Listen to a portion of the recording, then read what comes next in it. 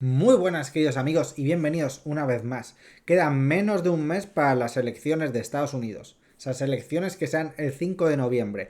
Y no solo estamos hablando de dos opciones de gobierno de Estados Unidos, sino que estamos hablando de algo más grande. Estamos hablando de dos ramificaciones del destino de la humanidad. Si gana Kamala Harris, si ganan los demócratas, intentarán por una parte, continuar la guerra en Ucrania de manera indefinida. O eso es lo que ellos piensan. Porque darán luz verde a ese armamento de largo alcance en territorio ruso, lo que nos deja al borde de una guerra nuclear. Y por otra parte, si gana Donald Trump, cerrará la guerra en Ucrania, hará esas concesiones a Rusia, pero dará luz verde para una guerra en Oriente Medio total. Mm, lo cual uh, no nos llevará a una guerra nuclear, pero nos llevará a una escala de grandes dimensiones y muy probablemente a Estados Unidos se involucrará, se tendrá que involucrar en el terreno. Y otros países árabes en contra de otros países musulmanes. Porque si queremos analizar de una manera más objetiva qué es lo que ocurre en Oriente Medio, no podemos simplificar y pensar en musulmanes contra Israel más Occidente.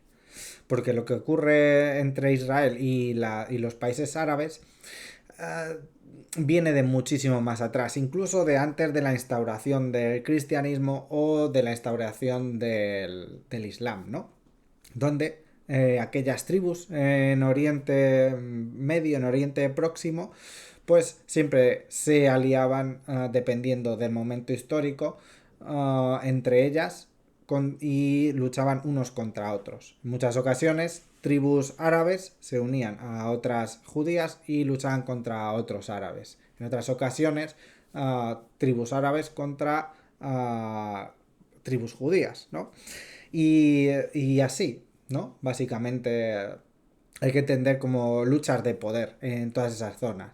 Y ahora lo que tenemos son países suníes, no todos, en contra de países chiíes, que sí que en ese caso sí que muestran cierta unidad. ¿Por qué? Porque todos dependen, todos los países de mayoría chií, todos los países chiíes, todos los chiíes y sus milicias dependen al final de una cabeza, que es quien manda y quien les une.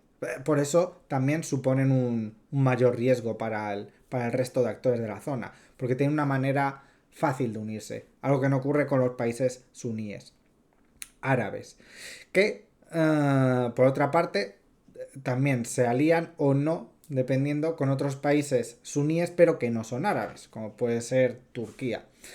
Así que tenemos ahí un mare magnum bastante importante y que lo que no vamos a ver es una unión musulmán, por mucho que lo intenten hacer ver algunos de cara al exterior contra Israel. Porque en muchos casos Israel no es un enemigo de otros países árabes, como puede ser Arabia Saudí, Jordania y otros, ¿no? Aunque si bien de cara a la galería, de cara a sus fieles, a muchos de sus fieles, tienen que guardar esa enemistad, ¿no? Entonces, ya veremos cómo sucede.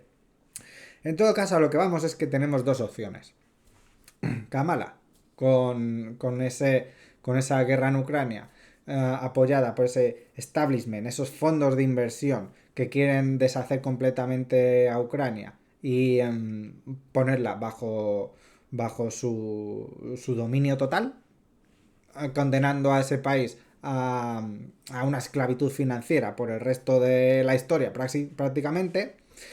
Y tenemos por otro lado a Donald Trump que al dar la espalda a esos fondos de inversión, a ese establishment, lo que ha hecho es abrazar a el lobby judío.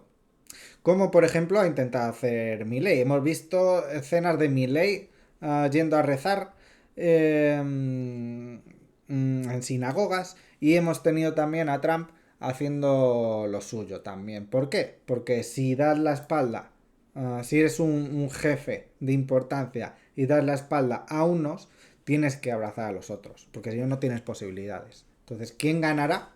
Pues lo veremos, ¿no? Por otra parte, tenemos a Europa. Europa que sigue haciendo aguas. ¿Por qué? Debido a la corrupción.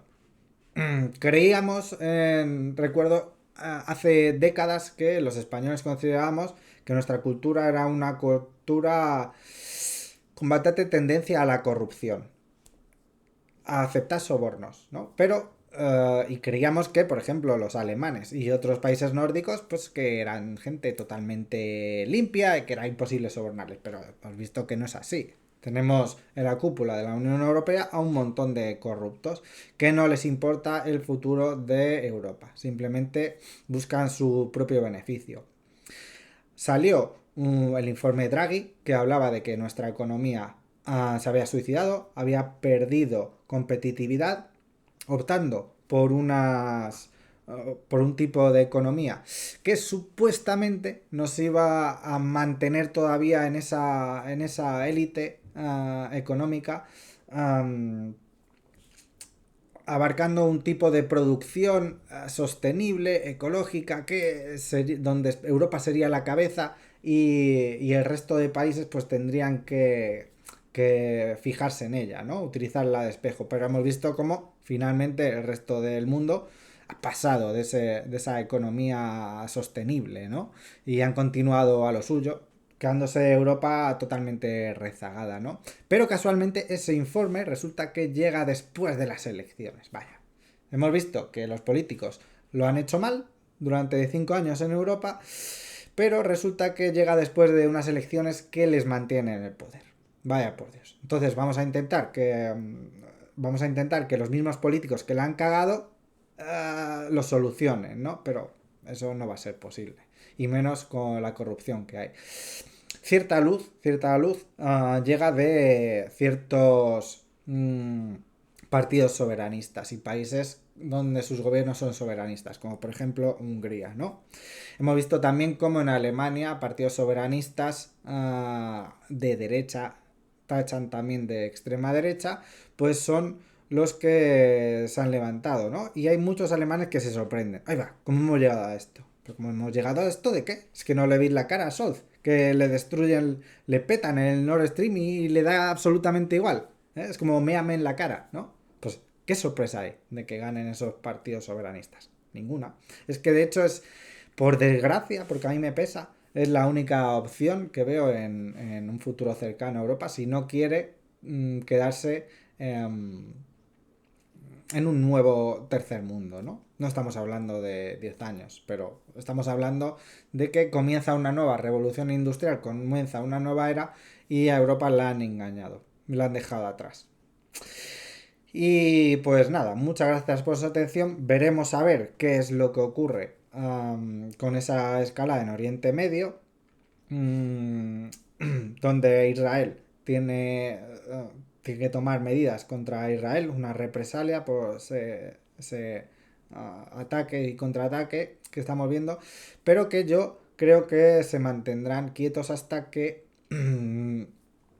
salgan esas elecciones de Estados Unidos y Donald Trump cierre Ucrania y dé luz verde a Israel e incluso comprometa a sus tropas sobre el terreno. Y muchas gracias por su atención. Ahora sí, un saludo.